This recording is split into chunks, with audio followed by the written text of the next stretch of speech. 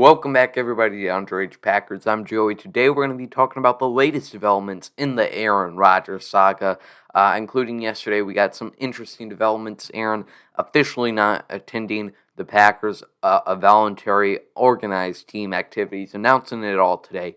And then last night, he appeared on Kenny Mayne's final Sports Center show. So here's what we got from Aaron last night. So kind of as expected, Rodgers wanted to make the thing about Kenny Mayne. He did not want to come on there to make it a whole event for himself. Not only because, he wants to be nice to Kenny, a friend, a partner in this business, but also just because he doesn't want to harm himself in any negotiation tactics. But when Kenny Mayne did ask him if he demanded a trade from the Packers, he kind of glossed over that. He did not answer that question. So, if he had the opportunity to say yes, like Mr. Devil Advocates Peter Bukowski pointed out, he did not say front out that he demanded a trade. We heard that report earlier a few weeks back from Rob Demowski, I believe. But no, Aaron Rodgers has apparently not demanded a trade. I think he says maybe two things where he's saying nothing, but at the same time, he's trying to say something that is relevant to the situation, but also just relevant to his thoughts in general about the Packers as an organization. So he says here, with my situation, look, it's never been about the draft pick, picking Jordan Love. I love Jordan. He's a great kid. We've had a lot of fun to work together. Love the coaching staff, love my teammates, love the fan base in Green Bay. He does not mention the front office there. I think it's interesting that he says it's never been about the draft pick of selecting Jordan Love, where he also says my envy, it started last year. He also adds a quote, this whole thing started last year, and my MVP season kind of threw a wrench into that, and this is kind of the boiling out of it. So, what else happened last year, Aaron, that was so dramatic on your outlook besides the draft pick of Jordan Love that apparently did not affect you? He says an incredible 16 years. It's just kind of about a philosophy and maybe forgetting that it is about the people that make this thing go.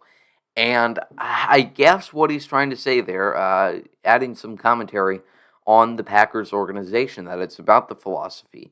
And I guess the interpretation of Jordan Love, what he's saying there is that it's not about Jordan Love as a person, which shouldn't need to be stated. And if that's what he's trying to communicate, he's doing it in a really odd way that makes it seem like he's trying to say something else. This whole thing is speculation and guesswork, and we really have no idea, and we won't for a few weeks still here to go.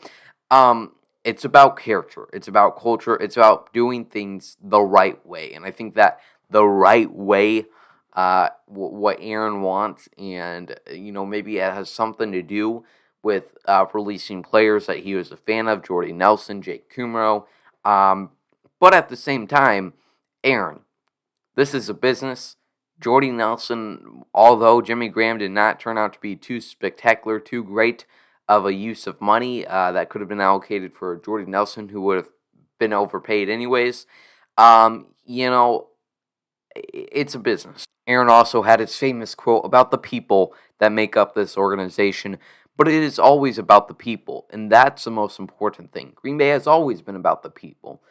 From Curly Lambeau being owner and founder to the 60s with Lombardi and Bart Starr and Farvey and the Minister of Defense Reggie White to the run we've been on, it's about the people.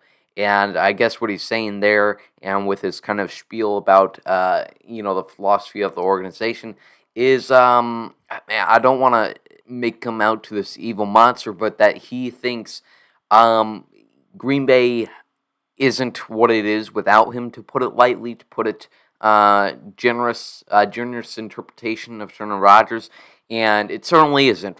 Aaron Rodgers it makes Green Bay, and he has been the turning wheel for it ever since Brett Favre left. He has taken right over the wagon wheel since 2008.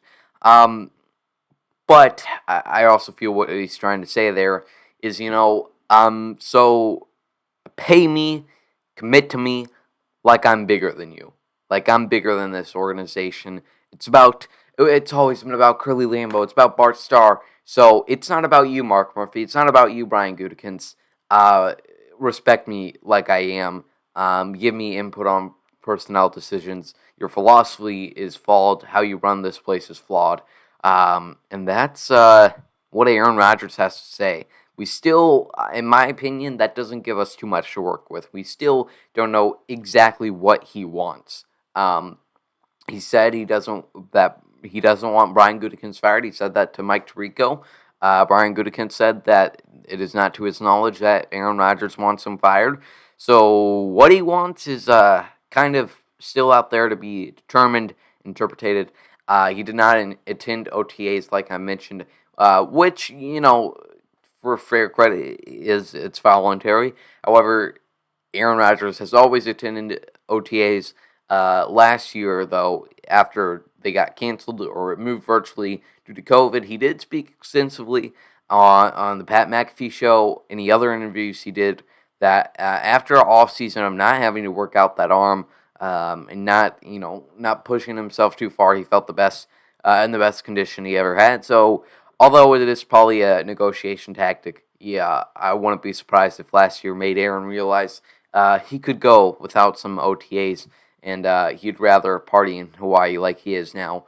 That's all I got for you today. Let me know your thoughts on the current landscape of the Aaron Rodgers situation. I still think he's staying. At the very least, he's definitely not getting traded. I think that's what I can say with the utmost confidence at this point, but we'll have to see who is under center for the Packers. Week 1 of 2021. This is Jordan Love's dream situation, I guess, unless he sucks this year. But Andrew Brandt, former front office man for the Packers, who had to deal with Brett Favre and or Aaron Rodgers back through 2005 through 2008, pointed out that when Brett Favre was not present at OTAs, even in 2007, that Aaron Rodgers impressed. He showed some leadership. So Jordan Love, great opportunity here for the young kid who's 6 years older than me. But that's all I got for you today. Let me know your thoughts in the comments down below. Make sure you subscribe to this YouTube channel. Follow us on all the social medias, and I will see you later. As always, go Pack Go.